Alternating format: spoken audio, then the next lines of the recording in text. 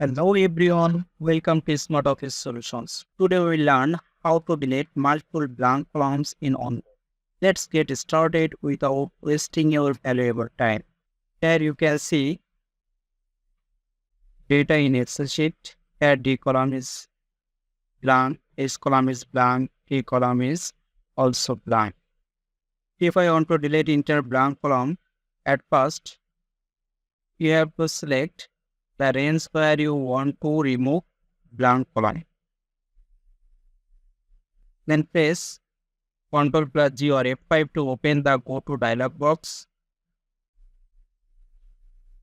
Click on Special in the dialog box. In the Go to Special window, select blanks and press OK. Now you can see all blank columns are selected. Then press Ctrl and minus.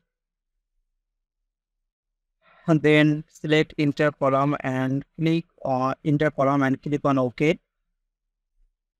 Now you are done. Hope you like the video. Stay with me to watch this type of videos and don't forget to subscribe my channel.